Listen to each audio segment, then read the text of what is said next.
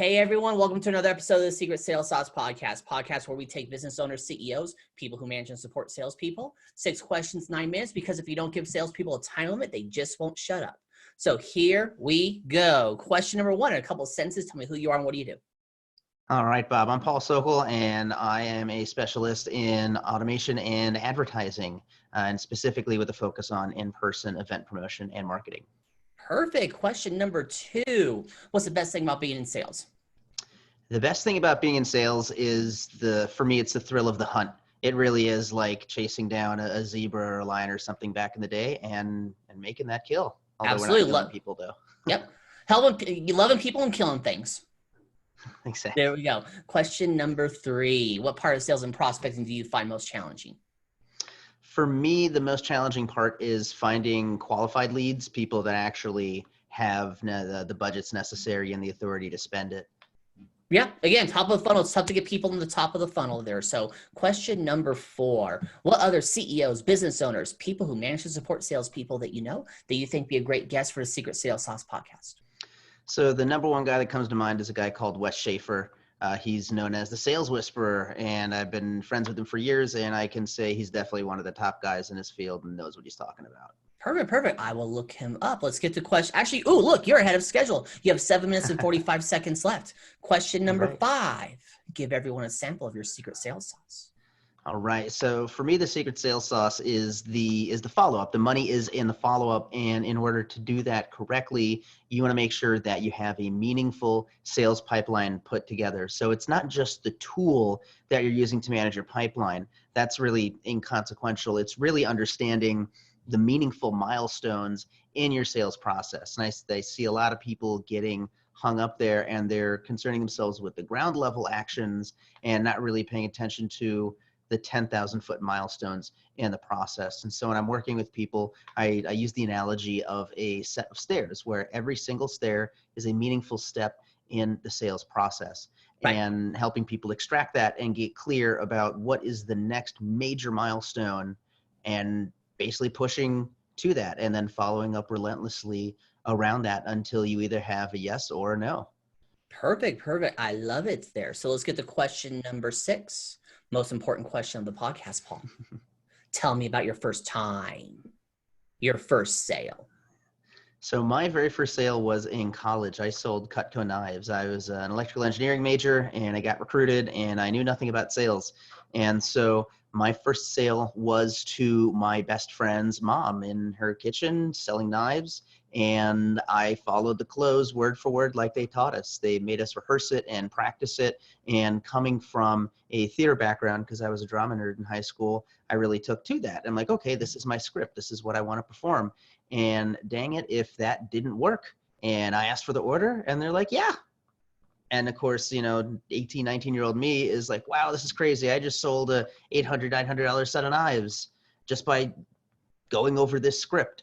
And so that was, it wasn't until years later that I really understood psychologically what was actually happening in that script. And I had much more appreciation for how well designed and engineered it is. So if you're a young person out there and you really want to learn sales seriously, even if you're an older person and you're down for the challenge, go sell Cutco, go sell knives in people's homes, learn how to close, learn how to get referrals, learn how to call and book appointments. And that's going to be a highly valuable skill that works for you for the rest of your life. Absolutely. I love it there. So Paul, you have 5 minutes and 14 seconds left. This is promo time. Ask me a question, talk about the weather, go. Alrighty then. So promo time, our business is Be Pro. And as I mentioned, we specialize in in-person event marketing and promotion here. So if you're interested to learn a little bit more about what we do, you can go to bepro.events, BEPRO.events. That's our website.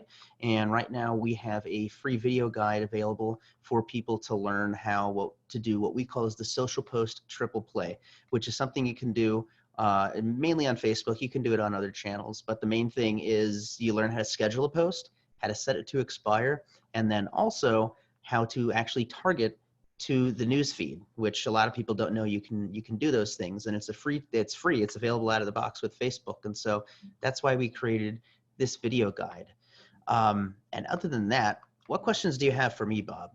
What would anything any You got clarifying the 6 questions? questions. I'm done with the questions there. So that part there. Okay. So That was super quick. Then yeah. I guess I'll go ahead and drop a couple of some advertising bits on here, and Sure. you let me know when we're getting close to time. So Yeah. whenever you're doing any kind of advertising, there's really 3 things that you must be abundantly clear on in order to have any chance of success. And if it helps, think of the acronym OAK, OAC. You need to make sure that you're clear on what your objectives are. You need to be really clear on who your audience is, and then you want to be clear on your creative, OAC. And so when it comes to audiences, there's a lot of one-trick pony types out there where they'll just use one type of targeting here. And so what I want to do is I want to share the 4 main types of targeting that exist that are platform agnostic. It doesn't matter what platform you're using, it's going to exist in some form or fashion. So the first type of audience is the owned audiences. This is data that you own. This is your customer list, your list of emails, phone numbers, it's your website traffic. These are your owned audiences. And so you can upload those into Facebook, upload them into Google, upload them into LinkedIn. Most platforms have the ability to use owned audiences. The second type of audience is the platform-based audiences, where you're using the bells and whistles that come with the platform itself. So for example, on Facebook, you can make an audience of people that have viewed a video. You can make an audience of people that have responded to an event, an audience of people that have engaged with your pages. And so these are specific to the platform, and they can be highly valuable. So you have your owned audiences, your platformed audiences. The third type of audience is your similar audiences. And it's actually called similar audiences in Google and LinkedIn. They just released similar audiences last year. On Facebook, these are called lookalike audiences. This is also where your competitors come into play as well. So if you are a hamburger joint, you could target people that like McDonald's and Burger King and those kinds of things. And those would be your similar audiences. Nice. And then the fourth type of audience is the data-based audience, which is where you're just taking scoops into the data that is provided by the system. So on Google, this is where you're pulling keywords or interests. Or if you're on Facebook, this is where you're saying, I want to find small business owners and they're interested in live music, whatever the case is. So when you're advertising, you don't want to just rely on one particular type of audience. To have the best chance of success, you really want to use a healthy mix of your owned audiences, the platforms, the similars, and the data-based ones. And then that casts a really wide net. And if you've done your target market research right, you should have some decent success, at least with your targeting. And then it's all based on how well your creative resonates and speaks to your target audience. How are we Nice. doing on time? Oh, we got 1 minute and 22 seconds left, but we can end early if you want.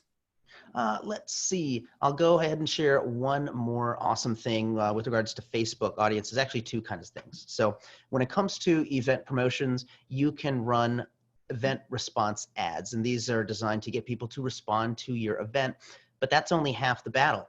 Most people don't know that you can remarket to event responders. So even if someone responds to your event, you still need to sell the ticket. You still need to get them to RSVP if it's a free thing. So once people respond to your event, you can have a second wave of ads that are remarketing people who have responded, that is saying, okay, now go buy your ticket or go RSVP here.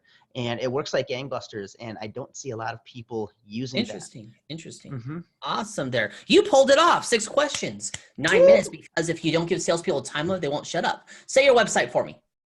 The website is bepro.events, BEPRO.EVENTS. It's already in the description. So, Paul, thank you so much for being on. Tip of the hat to you. Absolutely. Thank you for having me, Bob. You're welcome. And everyone else who's been watching, make sure you check out more episodes of the Secret Sales Sauce podcast. My name is Bob Clark. You all have a wonderful day. Talk to you later. Bye.